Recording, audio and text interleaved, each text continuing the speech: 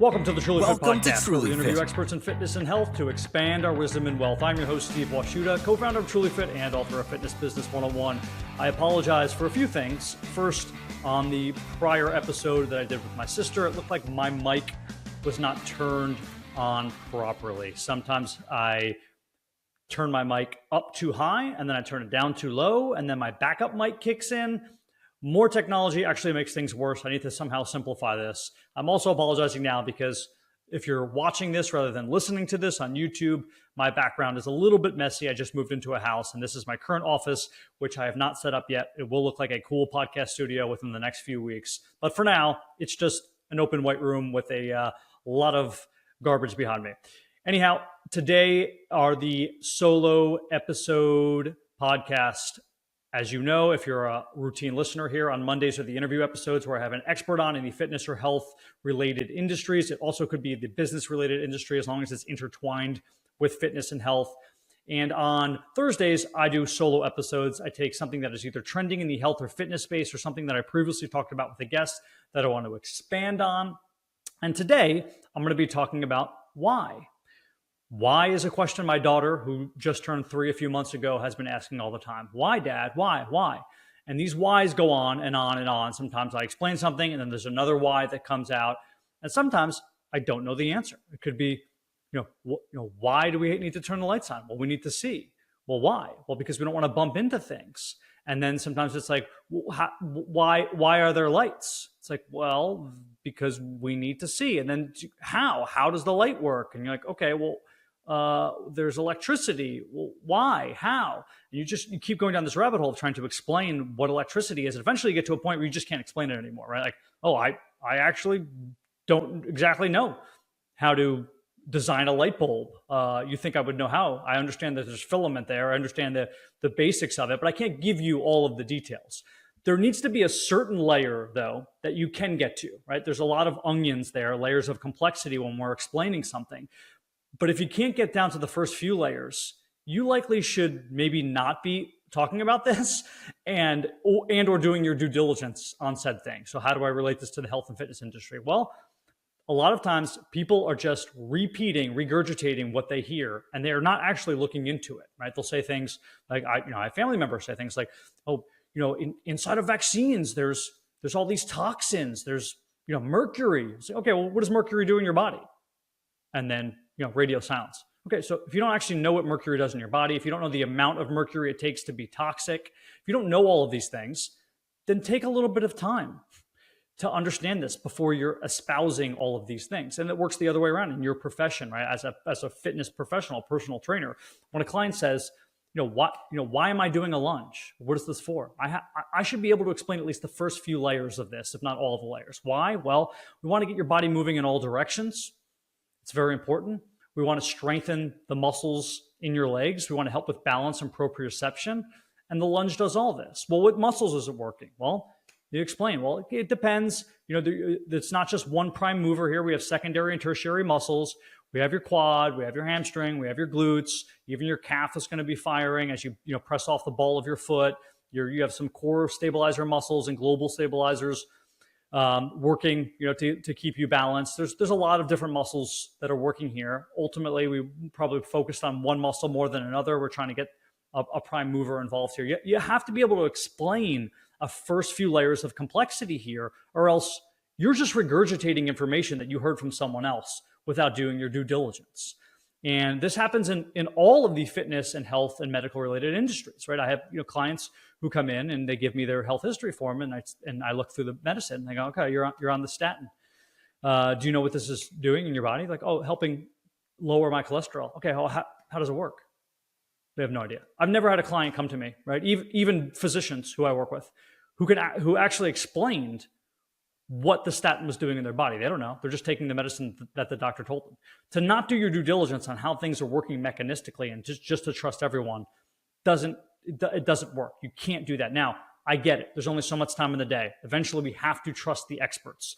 If you're flying in a plane and you're 30,000 feet in the air and something is going wrong, you can't just think that you know more than the pilot. Or you can't just ask the pilot a bunch of questions like, hey, what are we doing? How is this going? Should you turn around? I read something on Google, Mr. Pilot, that maybe you should flip your left rudder. No, you have to trust the experts at some point because there's too much to know. I get that. But when it comes to your body or when it comes to your profession, that's what I'm talking about, right? You should take ownership over your body and your health, right? Not let just the physician be the one to guide you in all cases and all causes. And if it's your profession in the fitness and health industry, before you're espousing all of these things, all these medical science and terminology and kinesiology, and why you're doing these things, you should be able to explain it. It happens so much in nutrition, right? People are very dyed-in-the-wool, one team, nutrition, carnivore, vegan. You have to have this many grams of protein a day per body weight, all of these things. But then they can't tell you the second and third layers of complexities. What is actually going on mechanistically in the body? What is the science behind all of these things? They're just espousing it because they pick a team and it's tribal and they want to be a part of that team. Or maybe because they don't actually know what the mechanisms are, but they've done it and they feel better when they do it. Then just say that, right? You're like, well, what is your running program? Maybe you're not a personal trainer. You're just somebody who's ran for a long time. And somebody asks you what your running program is. And you tell them, they go, why you do this? And if your answer is, it worked for me, that's fine. But then just be honest. This works for me. This is what I did. I got my, half marathon times down to, 7-minute miles from 9:30. This is the program I used. It worked for me. That's fine. You don't need to know all the science behind it. If you're not espousing that there is science behind it, you're simply saying it worked for me. And that's why, I've sort of bashed on a lot of modern kind of hippy dippy medicine before, because they claim that it works. And if you're going to make bold claims, then you need bold science behind it, right? I think Christopher Hitchens said that. You can't go out and say that this is working because of some mechanism, but you don't know what the mechanism is. You can say, this is simply what I did and it worked for me. That's how you should espouse those things. That is safer for the community of general population so that they can make the decision based off of that information, and not that you're telling them something as the expert, but yet you can't then dissect that onion. You can't give them the second and third layers of complexity. So let's keep diving down this topic again, the why, as I call it, as it just ignited in my head as my daughter was asking me all these why questions. When somebody's saying, they're saying, do 3 sets of 10 for biceps. The client goes, why? What's your answer? Typically for most trainers, it's like, that's just the arbitrary number we pick out, 10. We're going to work towards 10. Now, what the real answer could be is, hey, we have to set some sort of a rep range, and then we're going to work the weight off of that rep range, meaning we want to be at 80 or 90% maximum of your lift, right? I don't want to lift to failure here, but during your second and third set, I want you to lift to about 80 or 90% of your maximum. And how we're going to pick the weight is first we pick the rep range.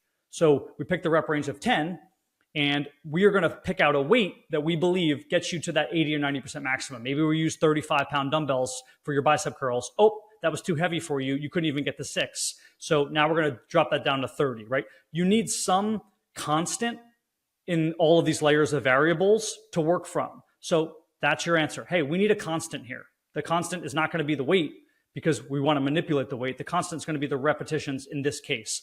And then we're going to work, right? There's always an inverse relation if you're working, let's say, in hypertrophy or something, where we want to raise the weight and we lower the repetition typically, right? This depends on your goals. I'm not going to get into all that now. But describing what is going on to your client is so important. And describing the science behind a few different layers is really important. And I see trainers on the floor who freeze. They don't really know what's going on. And what they do is they get angry.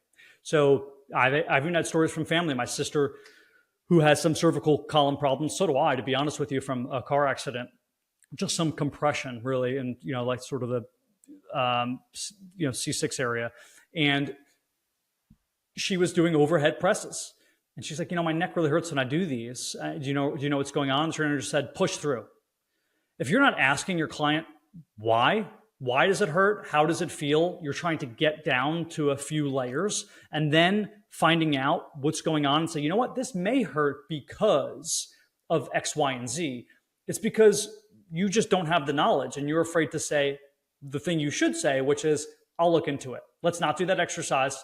Let's err on the side of safety. You can describe the pain to me. We'll find another exercise. What muscles were we working there in that overhead shoulder press? Primary muscle group was your delt, your anterior delt. We're working a little bit of medial delt there too. As you're pushing up, you're getting some tricep action. There's some other smaller muscles working in there. We can find other ways to work those muscles. And I'll give you another exercise to work with those muscles instead. And if you feel as if you're still having pain, well, then we just won't work those muscles at all, right? We'll do something different today. We'll work core, we'll work on cardio, work on flexibility, we'll work on mobility, we'll work on legs. There's 100 other things that we can do than focus on your shoulders for that day, provided that you're not a bodybuilding athlete who is working specifically shoulders that day. So I think it's important, again, I don't want to get too off track here, to be able to explain a few layers of the why, right? Pretend you're talking to a 3-year-old or a 4-year-old before you give directions in your head and say, if this person asked me why on 2 different layers, why or how, can I explain those 2 layers? Hey, we're gonna do a warm up here before we jump on the bench press. And someone says, why? You should know why. Well, we want to get the blood flow to the area. We want to prime those muscles. You don't want to go in cold.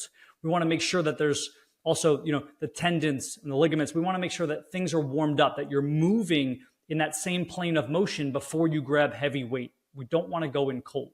And they might say, why? And then you say, well, studies have shown it's important to make sure that that muscle is working in that same plane of motion and is warmed up to prevent injury prior to hopping in cold. You want to get the blood flow going into that particular area. That's why we're going to specifically make sure that our warm-up is also surrounded around these muscles, not just getting our heart rate up, but making sure we're working these muscles prior to doing that particular exercise, whatever that is, bench press, squat, doesn't matter. So, if you can't explain the first 2 whys or hows, you have to maybe take a step back and go, I need to do my due diligence and research this before I start telling people all of this, right? Before I start telling people what medicine they should take, what exercise they should do, how they should do this program. If you don't know that, but you believe it works, then your answer has to be, it worked for me. That's it. It works for me. This is what I do. That's fine. At least you're not espousing that there's in-depth science behind this. You're taking an amateur level explanation and you're allowing them to make their own decision, them being the general public or the person listening to you, before they jump into this thinking that this is the absolute truth, which it ultimately isn't.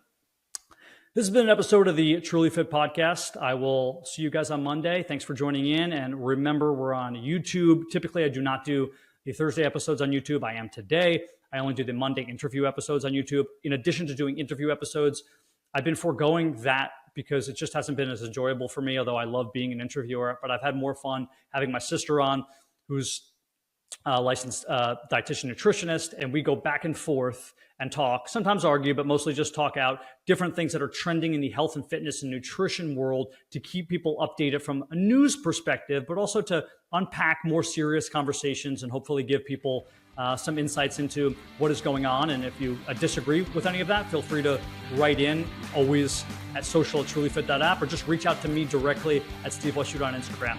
Thanks, guys.